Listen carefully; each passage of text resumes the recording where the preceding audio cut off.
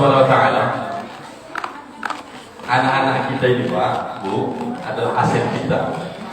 Ini aset-aset kita yang harus kita pelihara dengan baik. Kalau mereka nggak baik, namanya juga anak. Justru disitulah tugas kita. Jangan sampai ada anak-anak kita, khususnya di jalan jangka ini, di musola takwa ini, nggak nyaman di musola takwa. Malas dia. Kenapa? Susah, malas lah. Nanti dimarahin, nanti diniin. Jangan. Kalau yang sekarang aja begini, lalu bagaimana nanti anak-anak kita yang 20 tahun ke depan, 30 tahun ke depan, jangan-jangan nggak sholat. Jadi apa yang ada ini mudah-mudahan sama-sama bisa kita rawat. Jangan dimuliakan oleh Allah Subhanahu wa taala. Anak-anak sekarang ini adalah hasil daripada yang 10 tahun adalah hasil daripada didikan yang 10 tahun yang lalu. Anak-anak yang belasan tahun kan masih dekat dengan mereka. Kalau mereka anak-anak SMP sekarang atau SMA, belasan tahun ya? Belasan tahun. Kira-kira usianya berapa? 15, 16, 17 sampai paling tinggi 18, paling tinggi 18. 18 tahun yang lalu, kira-kira tahun berapa itu? 2004. Jamaah yang dimuliakan oleh Allah Subhanahu wa taala. Sama-sama kita tahu, sama-sama kita pegang HP. Kalau oposisi saya pegang HP ini dia. Android. Sama-sama kita tengok bagaimana video kemarin di kampung sana, padahal anak-anak pulang sekolah pakai baju pramuka, berani menendang seorang nenek di pinggir jalan. Pernah tengok? Hasil kapan itu? Hasil 18 tahun, 17 tahun, 15 tahun yang lalu. Yang terjadi berapa orang? Banyak rombongan nendang seorang nenek. Kalau berani fight dong, one by one. Berani anak kita berani. Kalau berani hak one by one masuk ke MMI, main pencaksilat ke, main tinju ke, ada tempatnya, diarahkan. Bapak-bapak yang diberikan oleh Allah, ibu-ibu saya, miris sekali kayak gitu. Anak-anak beraninya sama nenek-nenek tendangnya, ditendang di kampung di Kapsel, bukan di sini Kapsel. Coba bayangkan kalau itu adalah nenek kita, kalau itu oma kita, jangan-jangan itu adalah kita ketika 40 tahun ke depan, atau yang usia 60 tahun sekarang, nggak tahu dia bahwa itu adalah tetangganya. Kira-kira bagaimana rasanya Bu? Bagaimana rasanya? Sakit nggak? Cucunya sakit nggak rasanya? Yang punya anak sakit nggak? Hasil siapa? Nggak bisa kita salahkan anak-anak itu. Kita yang salah, orang tua. Apa yang sudah kita lakukan kepada didikan anak kita? Kenapa? Karena kita jauhkan mereka dari masjid, kita jauhkan mereka dari musola. Kenapa? Mana seorang suruh musola? Kalau mereka ke musola, nanti dimarahin, nanti berantem segala macam. Takut dikhawatirkan kotor dari musolanya. Lah kalau begitu mikirnya bagaimana kita ini?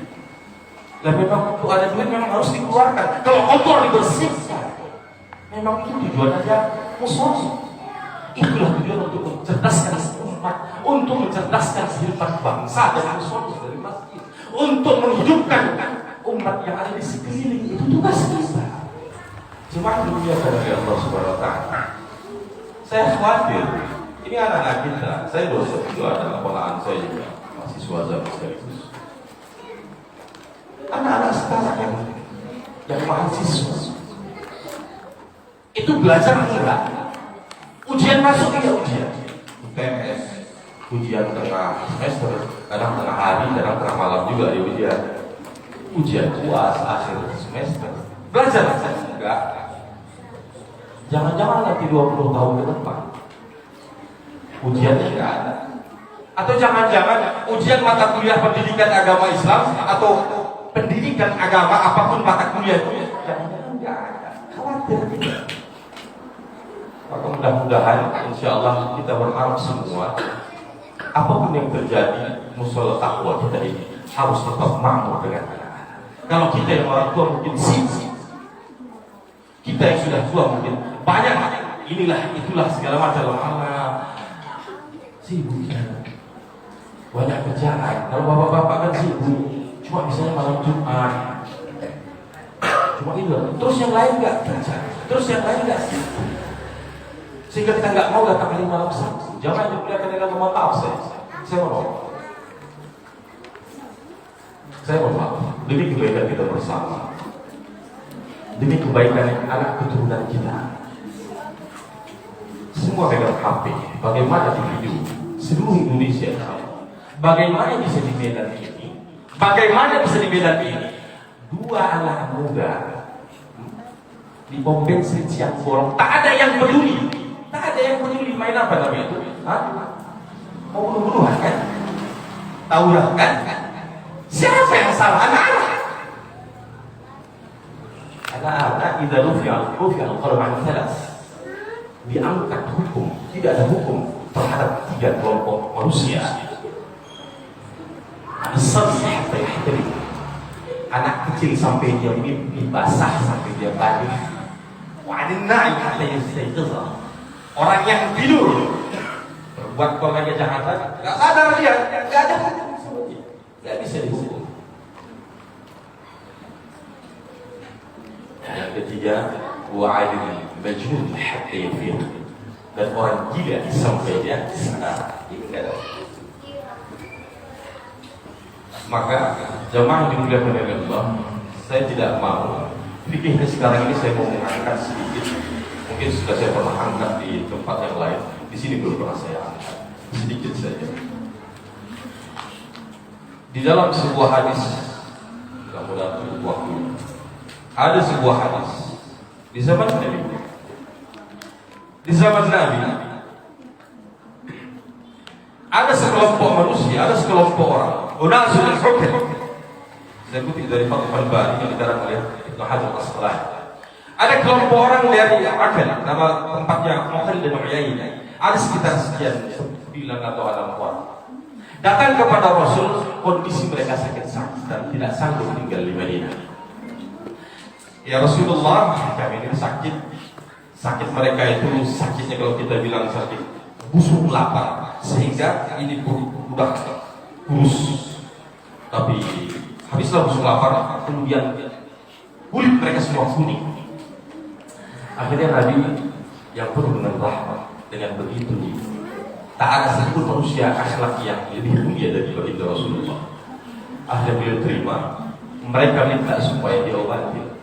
Nabi bilang, pergi ke sana, pergi ke tempat onta. Nabi punya onta, Nabi punya pengembalanya khusus. Pengembalanya itu seorang anak laki-laki dengan beberapa kawannya yang dulu mereka statusnya budak, dimerdekakan oleh Nabi, kemudian ditugaskan karena mereka itu basicnya adalah peternak, hingga diletakkanlah mereka bekerja di peternak unta punya Nabi, dan unta itu punya unta yang terbaik.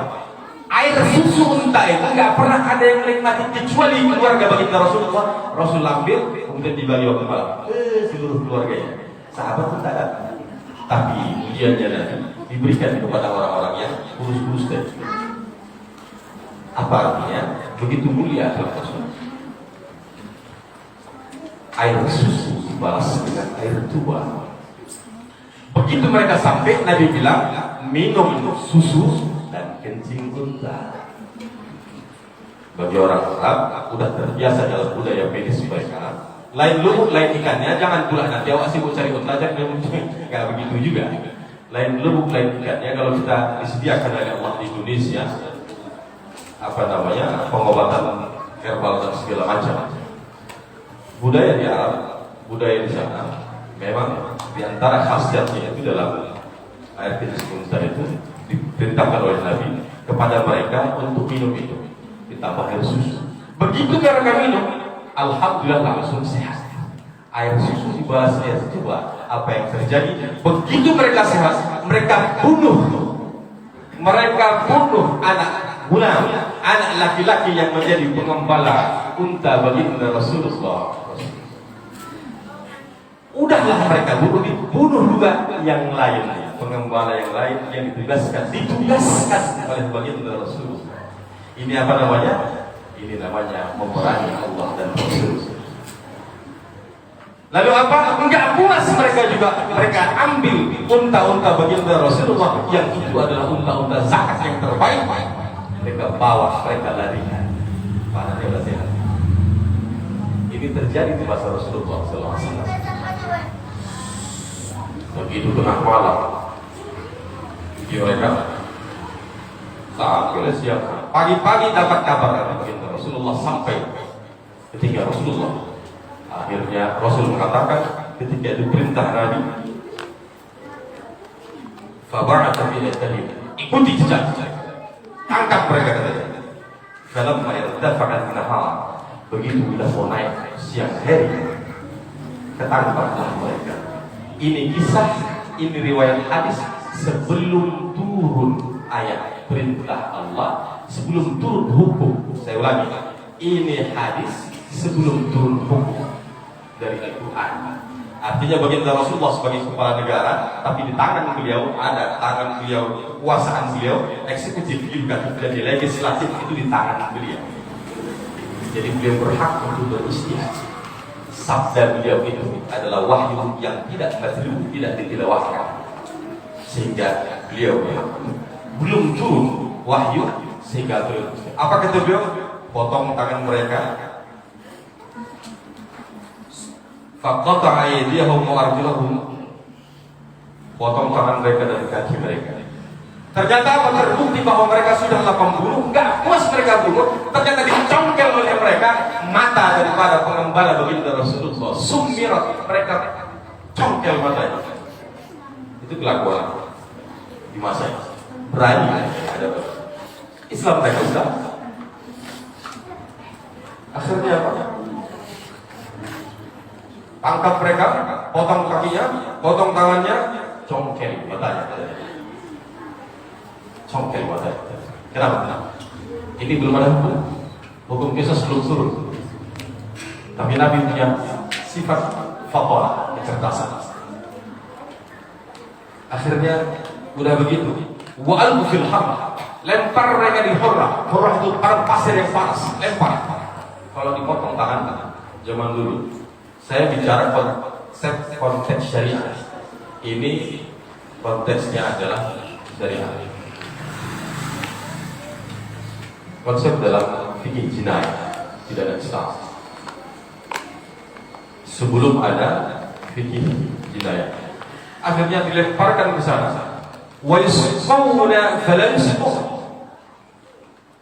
wa yastasqun fala yusqun. Mereka minta dikasih. Kenapa? Karena perlakuan mereka begitulah yang mereka lakukan terhadap para pengembala baginda Rasulullah SAW. Air susu dibalas dengan air. Jemaah dimuliakan oleh Allah. Tidak lama kemudian akhirnya turun dalam surah apa namanya? Apa kata Allah Subhanahu wa taala? Innama jazaa'ul ladzina yuharibuna Allah wa rasulahu wa yas'auna fil ardi fasada. Adapun balasan bagi orang-orang yuharibun yang memerangi Allah. Kelakuan mereka tadi itu adalah memerangi Allah dan Rasulnya. Kalau sekarang konteksnya dalam fikih jinayah pidana Islam, memerangi Allah dan Rasulnya itu adalah mengganggu umat Islam. Coba nenek-nenek udah jelas dipakai songkok pinggir jalan dituncang sama anak-anak, tapi mereka sudah mimpi bahasa dalam hukum Islam, sudah kena hukum dia. Dalam konteks pernegaraan 18 tahun di bawah masih anak-anak. Jemaah yang dimuliakan oleh Allah Subhanahu wa taala. Kemudian Allah katakan sesungguhnya balasan bagi orang-orang yang memerangi Allah dan Rasulnya. Was'auna fil ardi fasada. Bukankah melakukan kejahatan, melakukan tawuran anak-anak, naudzubillah min dzalik, bukankah tadi yang mengganggu orang di jalan? Baik-baik anak gadis di jalan, bagus-bagus anak muslim. Bagaimana perasaan bapak-bapak, ibu-ibu kalau ada anak gadis bapak diganggu di jalan, dihalangi di jalan? Itu namanya sa'una fil ardi fasada. Merusak ketenangan, merusak, membuat kerusakan. Kerusakan apa? Kerusak tatanan sosial, rusak kemasyarakatan, rusak hubungan manusia dengan manusia. Wasa'una fil ardi fasada. Itulah Allah. Apa sanksinya? Tahu apa? Yuharibun artinya adalah memerangi Allah. Yuharibun dalam konteks ini akhirnya fikih membuat konsep namanya fikih jinayah, fikih pidana Islam, menghasilkan sebuah teori, sebuah konsep namanya hirafah. Hirabah itu adalah pembegalan bahasa kita. Begal dia tahu. Di dalam jinayah, fikih jinayah, saya hari ini bicara fikih jinayah, fikih pidana Islam. Ada anak yang Allah langsung menetapkan hukumnya, sementara untuk kejahatan-kejahatan yang lain boleh. Namanya kalau yang anak tadi namanya jinayah. Itu namanya hudud. Sementara yang tidak ditetapkan oleh Allah dibebaskan kepada pengadilan, hakim menentukan untuk dia beristihad, itu namanya ta'zir. Apa-apa saja yang ditetapkan hukumannya oleh Allah, yang pertama zina, khamar, minum mabuk kan, qadhaf, menuduh orang untuk berbuat zina, hirabah, begal, memberontak negara yang sah, al-qatl, membunuh dan sariqah, pencurian. Semua itu Allah tetapkan langsung dalam Al-Quran. Tidak ada wewenang untuk beristihad. Konsep ini saya bicara bukan konsep ini, konsep fikih, bukan konsep negara, bukan hukum negara. Ada pun kejahatan yang lain namanya ta'zir.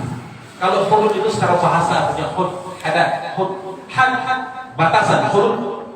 batasan Allah langsung yang membatasi sanksi daripada kriminalitas, sanksi daripada kejahatan. Hirabah pembegalan itu masuk di situ, Bapak Ibu, anak-anak muda semua dengarkan ya. Nggak mau nanti saya khawatir saya anak-anak kecil megang HP semua kan, ditengok keren kali orang ini, ukuran boy, keren kali, ini benceng kali, nggak mau diajak ya. Anak-anak kecil kan tidak tahu apa sanksinya. Allah katakan, ini hotel mereka dibunuh pembegal. Dalam Islam hukuman dia pembunuhan, dibunuh, dikisos. Terbukti bersama membunuh dia. Dua, al-musallatu salib. Penyaliban itu adalah hukum yang sudah lama. Salib. Jadi dibunuh disalib, tak salah gitu. Au tuqatta'a aydihim wa arjuluhum min khilaf, atau dipotong tangan sama kakinya min khilaf itu disilas. Melakukan dia pertama pembegalan, potong tangan kanan dan kaki kiri, pincang dia. Masih buat juga, potong tangan kiri, potong tangan kaki kanan. Masih buat juga, kurang ajar lu, masih gini masih buat juga. Kemudian apa? Atau diasingkan, bahasa kita dipenjara paling kecil. Sehingga dalam fikih menyebutkan yang pertama dibagi oleh para ulama. Yang pertama adalah kalau ada orang merampok, beda dengan mencuri. Perampokan dan pembegalan itu namanya hirabah. Kalau mencuri namanya sariqah. As-sariqu was-sariqatu faqta'u aydihim. Yang mencuri laki-laki, pencuri perempuan potong tangannya dan bisa. Kenapa sampai begitu? Kalau kita melihat persepsinya adalah konsep HAM Barat, tak sama hak asasi manusia dalam konteks Barat dengan Islam. Kita menolong orang dalam konteks Islam bukan karena dia manusia. Kita hormati dia bukan karena kita bantu orang dalam Islam bukan karena dia manusia. Barat dia membantu orang karena manusia. Kalau Islam enggak.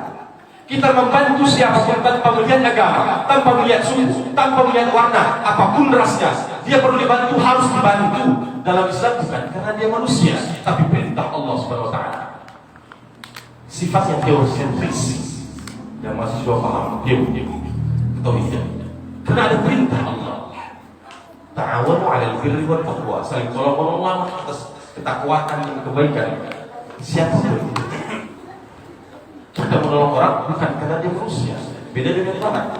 Kita menolong orang karena dia manusia. Kalau begitu, ini manusia saya suka, ini saya suka, saya bantu yang ini, yang tidak suka saya mau ganti. Itu bedanya. Jangan dimuliakan oleh Allah.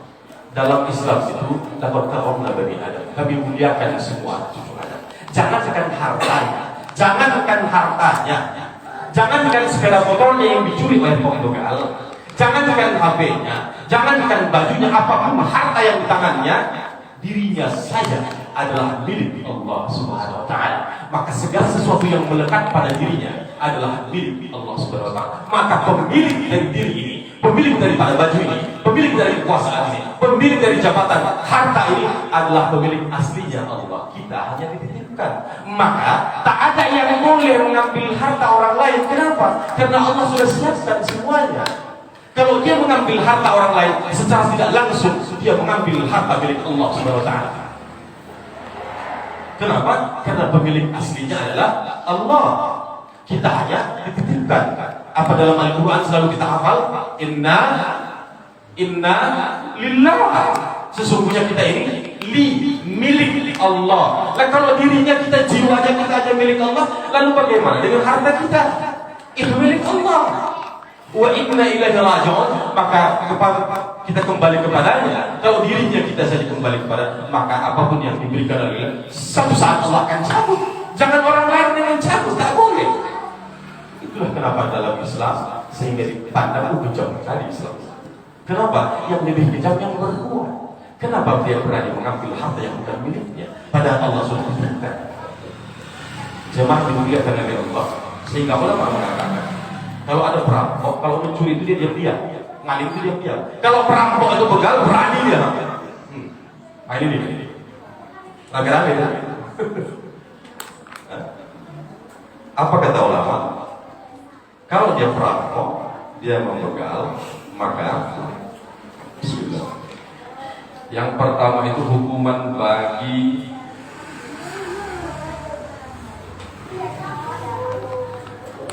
empat. Kapan dia bersalah? Konsep saya bilang tadi, saya bicara hukum Islam, saya bicara tentang fikih. Kalau ada orang perampok atau pembegal yang membunuh, udahlah membunuh, mengambil harta pula. Paham ya? Pembegal atau perampok sama itu maknanya, hirobah. Pembegal atau perampok itu namanya hirobah. Kalau dia membunuh dan mengambil harta, menurut Imam Syafi'i, Imam Ahmad, maka hukumannya yang keempat dalam ayat itu yaitu ajur salam, maka itu orang bersalah.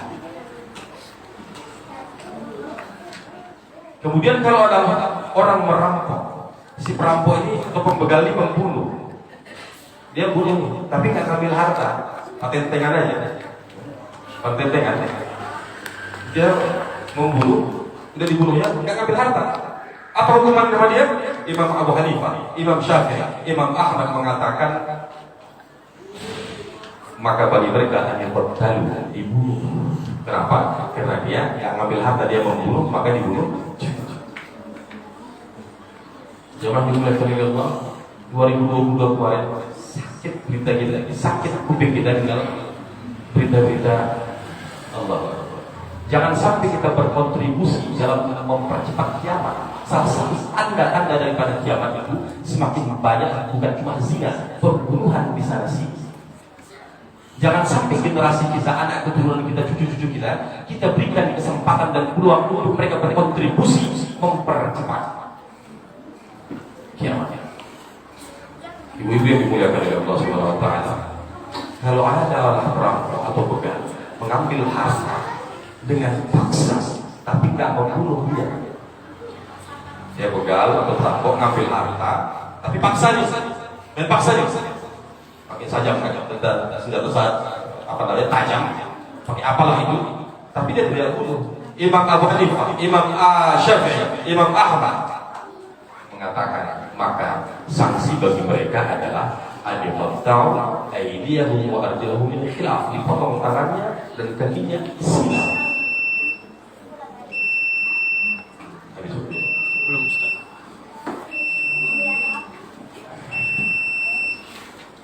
Jangan dimuliakan oleh Allah, terakhir anak-anak yang dimuliakan oleh Allah. Suatu hari itu tentang fikih.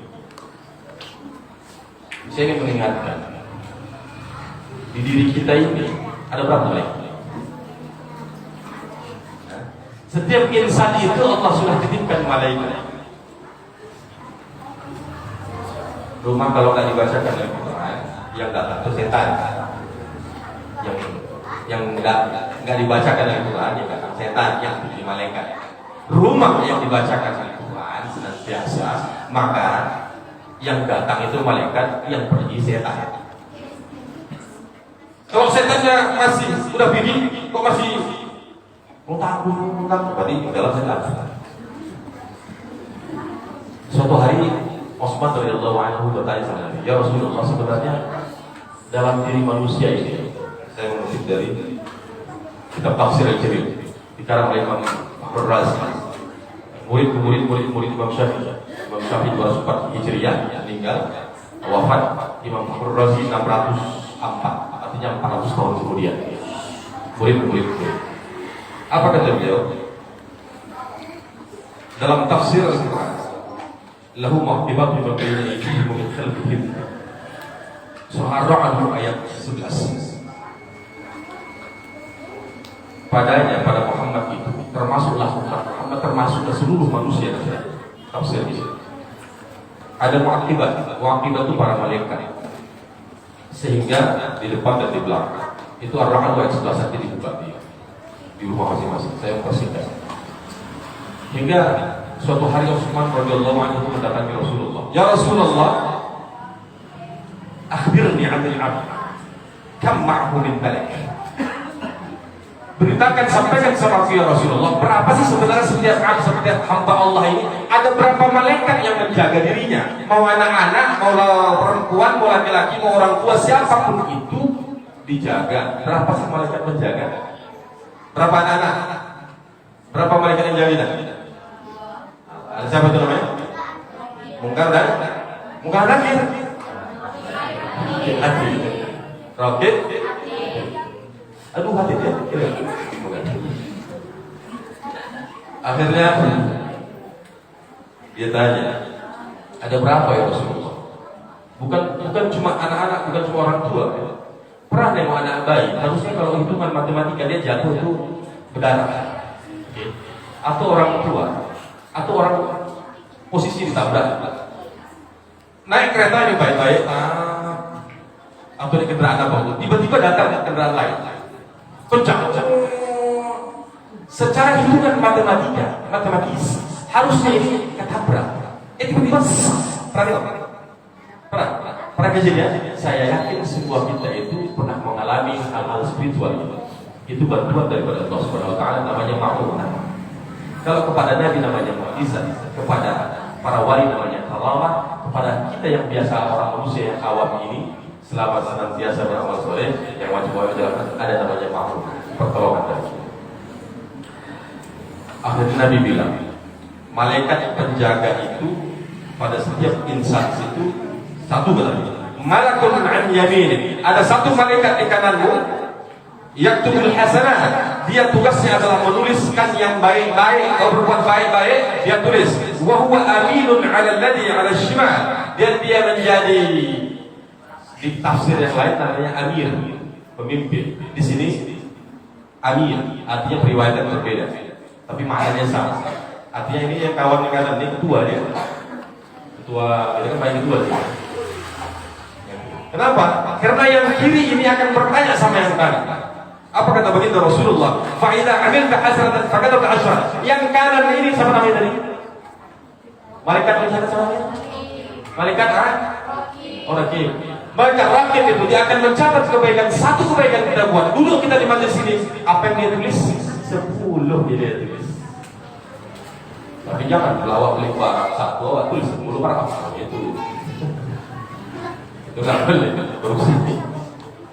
Kemudian kata baginda Rasul, wa idza 'amilta sayyi'atan, kalau engkau berbuat buruk, engkau berbuat jahat, dosa kau lakukan, kata baginda Rasul, qala alladhi 'ala asy-shimal sahibul yamin, aktub. Yang kiri bilang, kalau kau kata Rasul melakukan kejahatan, melakukan dosa, maksiat kau buat, satu maksiat kau buat, kata Nabi, maka malaikat pencatat yang kiri dia konfirmasi ini, bos, tulis aktub, tulis enggak sih? Itulah kenapa dia bilang amir atau amir. Yang kiri selalu nanya yang kanan, cuman tulis nggak? Aktub, apakah tulis nggak? Kemudian apa kata? Faqala la, maka yang kanan dia bilang jangan, katanya. La'allahu yatub, jangan-jangan nanti dia bertobat tuh, jangan nanti jadi baik. Coba zaman dimuliakan oleh Allah. Ini kita nggak pernah sadar nih, ada malaikat di kanan. Coba seandainya anak-anak kita itu sadar bahwa ada malaikat menjaganya oleh setiap. Kenapa? Mohon maaf, karena kita nggak pernah. Kita cuma iman itu cuma di mulut. Sehingga kita lupa di kanan kiri ini ada malaikat. Sehingga 3 kali, kalau umpamanya 3 kali, oh dan salah, udah 3 kali masih gitu, kutulis nggak nih? Jangan, nanti dia mantu dia tobat. Kutulis nggak nih? Janganlah, nanti mantu dia jadi baik. Kutulis nggak nih? Udahlah, tulislah. Fakolah, nah, iya, tulis saja.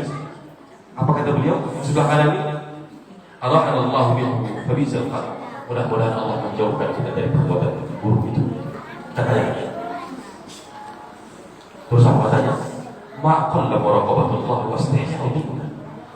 Ini hamba Allah ini kok sedikit sekali sih merasa dikontrol oleh Allah. Kok sedikit sekali sih hatinya bahwa Allah senantiasa melihatnya. Kok sedikit sekali sih istihya ya, malu dia sama kita. Jadi 2 kata kuncinya.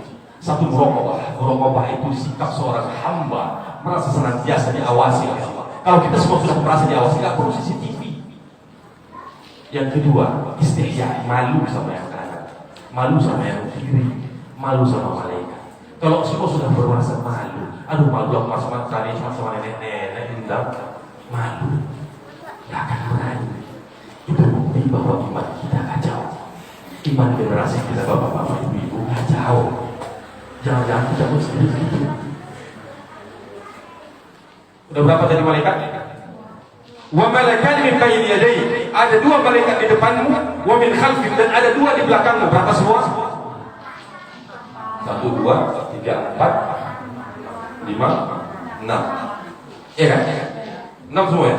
Sudah 6. Wa malakun qabid ala nasiyati. Dan ada 1 malaikat, kata Rasulullah, 1 malaikat yang dia posisinya berada di nasiyah. Nasiyah itu di ubun-ubun nih.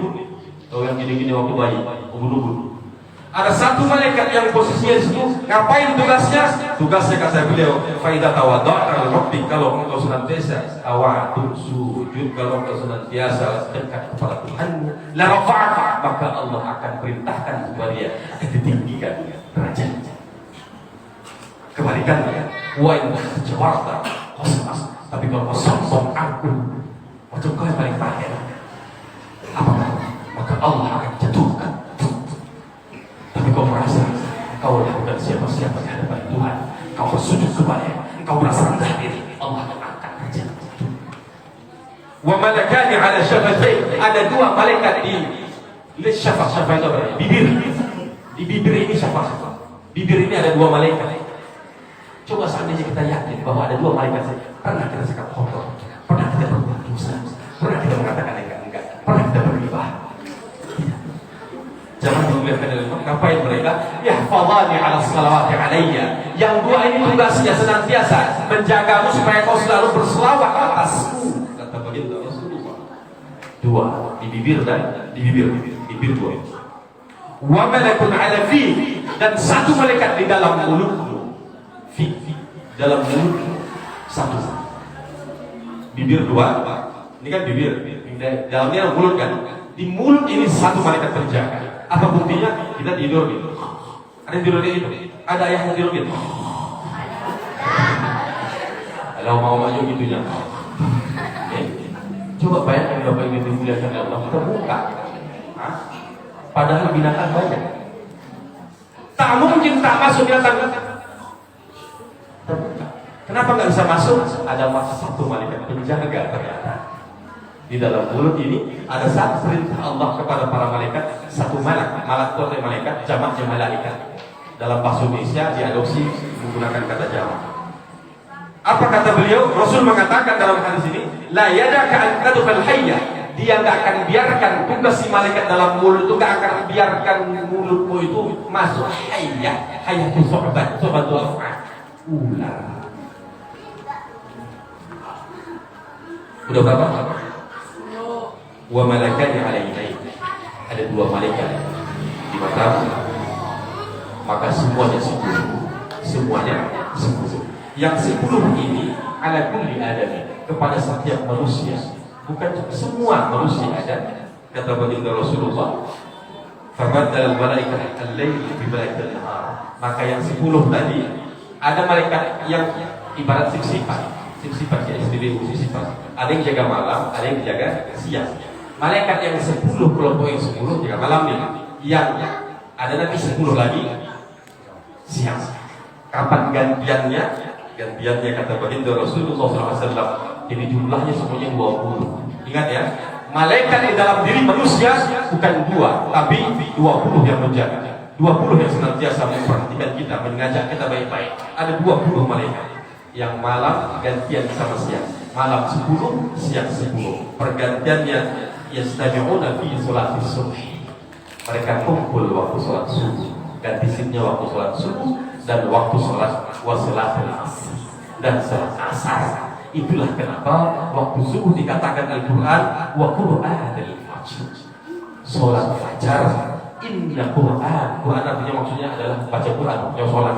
Inna Qur'anil fajri. Sesungguhnya sholat fajar itu, fajar itu artinya subuh. Jangan bingung ya, sholat fajar sholat subuh. Yastami'una inna Qur'anil fajri kana masyhuda. Sesungguhnya kan disaksikan. Siapa yang menyaksikan? Yang 20 tadi sip-sipan. Kemudian sholat asar kenapa? Dalam Al-Quran hafizu 'alas shalawat. Jagalah kalian 5 sholat wa sholatil wusta, dan sholat yang tengah. Dalam tafsir sholat yang tengah itu sholat asar. Kenapa? Subuh, zuhur, asar, maghrib, isya.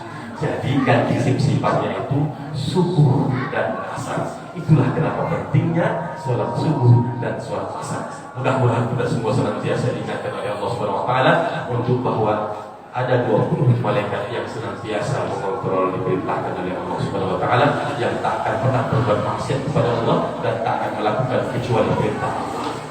Demikian, mudah-mudahan bermanfaat bagi kita semua dan diri saya dan semuanya. Wassalamualaikum warahmatullahi wabarakatuh. Waalaikumsalam warahmatullahi wabarakatuh. Terima kasih kepada Ustaz yang telah memberi kita ilmu bermanfaat ini. Semoga apa yang telah disampaikan dapat menambah pengetahuan kita dan dapat kita amalkan di diri kita sehari-hari. Karena azan sudah berkumandang, mari kita tutup majelis ini dengan mengucapkan alhamdulillahirabbil alamin dan dilanjutkan dengan doa kafaratul majelis. Subhanallahumma wa bihamdika asyhadu an la ilaha illa anta astaghfiruka wa atubu ilaik. Sekian, assalamualaikum warahmatullahi wabarakatuh.